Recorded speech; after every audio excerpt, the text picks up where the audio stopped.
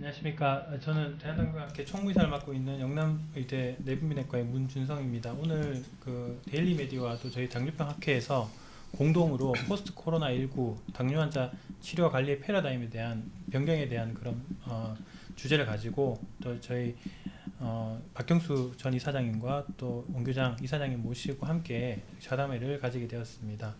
먼저 저희 이사장님들의 또 근황을 제가 안 들을 수 없는데요. 저희 이제 2018년에 저희 학회에서 이제 이사장제가 선출직으로 변경되고 첫 번째 이사장을 역임하신 10대 저희 이사장 역임하셨던 서울의대 박경수 교수님 오늘 자리에 참석해 주셨는데 교수님 최근에 어떻게 지내셨는지 좀 말씀 부탁드립니다. 네, 안녕하십니까. 제 10대 이사장을 지낸 박경수입니다.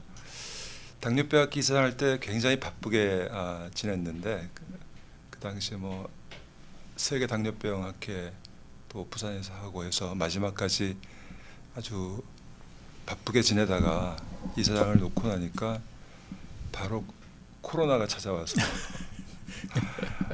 집과 병원을 왔다 갔다 하는 그런 생활을 사실 했었고요. 그 사이 이제 개인적인 변화라고 한다면 제가 이제 그 전부터 당뇨병의 그런 유전적인 원인 이런 거 찾는 연구들을 계속 해왔는데 서울대학교 병원에서 이제 그 뭐 당뇨병뿐만 아닙니다만은 정밀의료를 이제 임상에 접목하기 위해서 정밀의료 센터라는 걸 만들었어요. 그래서 제가 그 센터장을 좀 맡고 있다가 올해 작년이 됐군요. 벌써 작년 초에 그거를 이제 본격적으로 임상에 이제 적용하기 위해서 그 임상 유전체 의학과라는 거를 이제 병원에 처음 만들었어요. 그래서 그게 제가 이제 초대 과정을 맡아서 뭐 당뇨병뿐만이 아니라 암이나 뭐 희귀 질환의 그런 정밀의료를 임상에 접목하는 그런 진료와 또 해당되는 뭐 인력들의 교육 또 연구 이런 것들을 좀 맡고 있어서 잔잔하지만 좀 바쁜 생활을 하고 있었습니다. 네. 올해 1월부터 현 이사장으로 이제 재직하고 계신 영남대병원의 내분비내과 원규장 교수님 모셨는데요. 교수님 근황 부탁드립니다. 근황은 뭐 잘 아시는 바와 같이 바쁠 예정이고 조금씩 바쁘기 시작하고 하여튼 바쁘신 가운데도 박경수 이사장님 나와주셔서 감사드립니다. 아까 그 정밀 의료하고 여러 가지 연구에 대해서 말씀을 드렸는데 아마 제 생각에는 학회에서도 그렇고 전체 우리 의료계에서도 그렇고 어떻게 보면은 제 1세대 의사과학자 같아요. 그래서 제가 의사과학자 양성에 대해서 사실 사업도 하고 사업단도 하고 이게 관심이 많거든요. 저는 물론 당뇨병 학회가 중요하지만 그래서 결국은 당뇨병 학회에서도 학술적으로는 의사과학자 젊은 의사과학자를 많이 양성해야 되겠다. 이게 제 꿈이고 지금 현재로서 전부 의과대학에 입학하는 건 말릴 수가 없습니다. 그래서 제 생각으로는 의존원 제도를 해도 그렇게 뭐 성공은 못 거둔 것 같아요. 그래서 그러면 의사 된 사람이 과학자가 되면 되거든요. 그래서 개중에는 제 학생들도 봐도 의사를 하다가 임상 파트로 넘어오면은 의과대학 과정 중에 이 재미없어 하는 학생이 많아요. 그래서 그런 사람들, 그런 분들을 의사과학자로 양성하면은 우리나라의 인력 손실도 없고 과학자로서 크게 할 수 있을 거예요. 조금만 있으면 의사가 이 스페이스 우주에도 관심이 있겠다 싶고 그 결국은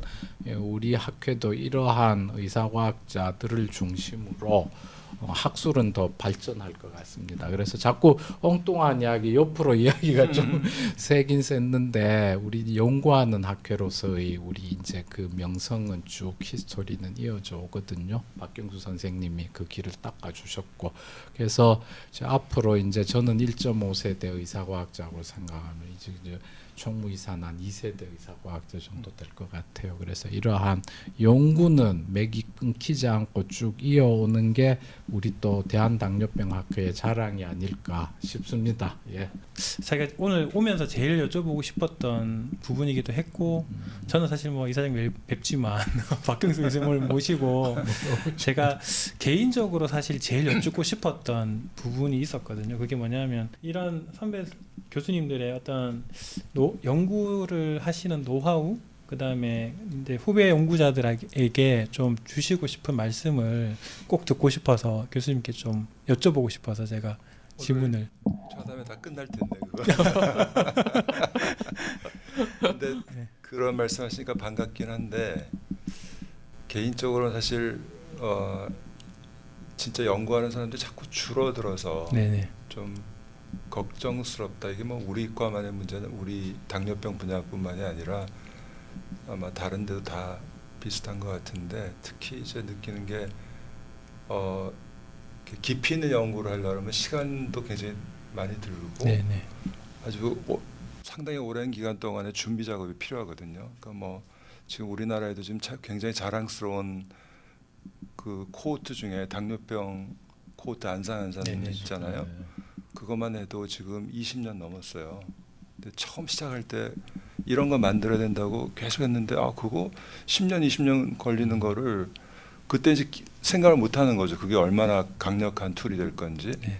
또 우리나라의 당뇨병의 특성이나 뭐 예를 들면 유병률 이런 거 할 때도 그 90년대 초반에 이제 뭐 연천의 당뇨병 연구 이런 것들 할 때도 거의 뭐 사실은 굉장히 그 레이버 인텐시브한 그런 네. 일들인데 그런 것들이 이제 토대가 돼서 굉장히 이제 그 많은 연구들이 같이 이루어지거든요. 그래서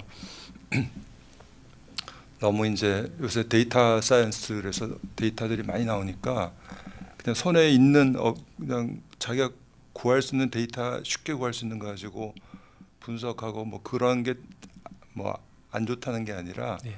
너무 이제 그런 거 하다 보니까 진짜로 큰 숲을 보는 그런 연구를 하는 데 있어서는 좀 모자라는 것 같다. 그리고 그런 거 하려면 정말 긴 호흡으로 해야 되는 개인이 아니라 이렇게 집단이 있어야 되거든요. 연구하는 집단이. 뭐 이제 우리끼리 얘기할 때는 연구하는데도 어떤 한 분야를 할 때 예를 들면 영남대라 그러면 영남대 내에서도 이게 크리티컬 매스가 있어야 된다 그러거든요. 한 사람만 해가지고 잘 안 되잖아요. 네네. 그런 것처럼 그런 크리티컬 매스가 있어야 된다. 그 다음에 뭐 여러 팀이 이제 협력도 해야 되고 그게 넓게 보면 국내가 아니라 국제적으로도 해야 되고 이제 연구의 스케일이라는 게 점점 더 그렇게 커져야 되는 부분도 있거든요. 물론 이제 세포나 동물 실험처럼 이제 자기가 한 그룹이 집중적으로 해야 되는 것도 있지만 그래서 그런 면에서 너무 그 연구를 어렵게 생각하는 것도 아니지만 좀 깊이 있는 연구를 꾸준하게 할 수 있는 그런 사람들이 필요하고 네네. 그게 이제 좀 전 이사장님 말씀하신 이제 의사과학자 양성에 대한 그런 이유라고 보이는데 그런 면에서 하여튼 인력 양성에 대한 그렇죠. 투자가 사실 필요해요. 의사가 됐다고 맨날 그러잖아요. 그 뭐 전국에 뭐 몇 퍼센트 0.1%인가요? 뭐 그 인재들 다 모아놨는데 의사들이 뭐 못하면 안 되는 거 아니야? 뭐 이런 얘기하잖아요. 사실은 근데 그 사람들이 연구에 대한 트레이닝을 받았나요? 안 받았죠. 그렇죠. 그래서 그런 것들을 자꾸 그런 인재들을 키우는 일 그런 일 굉장히 중요하다고 봐요 저는. 그렇죠. 예. 그래서 저희가 이제 아까 여기 오면서 한번 생각을 해보니까 이제 우리 학회가 50년이 넘었잖아요. 그래서 그 동안에 그 박경수 이사장님 계시고 아까 말씀드린 원로 교수님들이 쌓아온 업적으로 학문적, 연구적으로 굉장히 발전한 것 같아요. 타의 추종을 불허할 만큼 우리 이제 공식 학회지 DMJ가 임팩트 팩이 거의 올해 한 6점 정도 나올 네. 것 같아요. 그래서 그 정도로 발전을 했는데 자 그러면 우리가 앞으로 그 학문적 이외의 것도 프로페셔널 말고도 이제 환자라든지 애드보커시 이런 데서도 눈을 좀 돌려야 되겠다. 그거를 저는 그것도 한번 관심을 가지고 해봐야 되겠다. 그래서 이제 그 사회공헌 통해서 이번에도 우리가 그 선배님들이 잘해놓은 것 중에 하나가 연구재단을 만들었잖아요. 그래서 사실 사회공헌은 거기에 속해도 되고 거기에 이제 사회복지사 이런 도네이션을 직접 관여하는 그런 분들을 직원으로 뽑아가지고 좀 본격적으로 한 2년 동안은 좀 해보고 네. 싶습니다.